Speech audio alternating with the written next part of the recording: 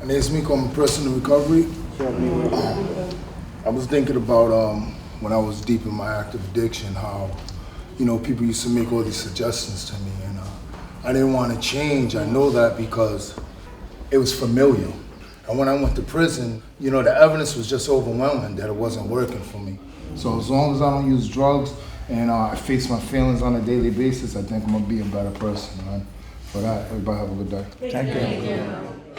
God, grant us the serenity to accept the things we cannot change, the courage to change the things we can, and the wisdom to know the difference.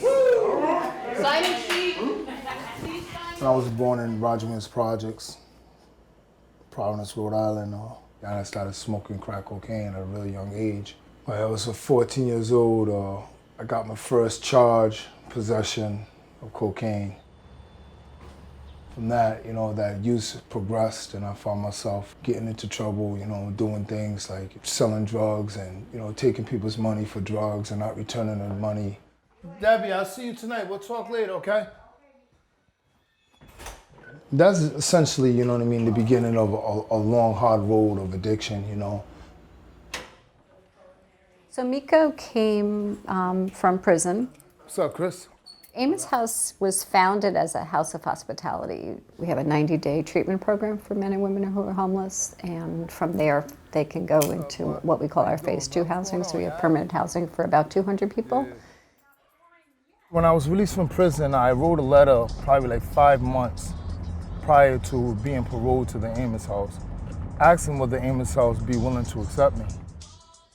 Most of the folks that come to us have long histories of incarceration and addiction, and they're really trying to get their lives back on track. Keep on moving.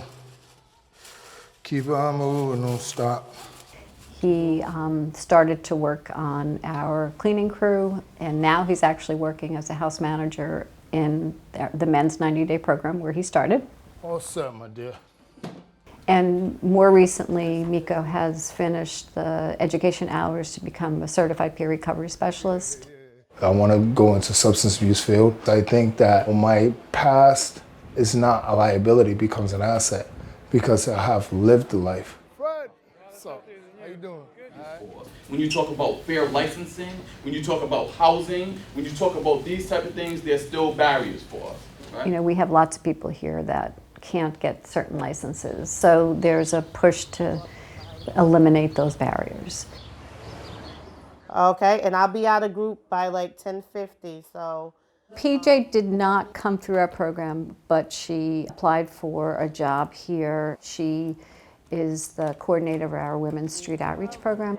Good morning, good morning, good morning. And then in the residential program, I also do facilitate 3 of the groups that we run here weekly focused around substance use. Think of the 2 most important things for you in your recovery.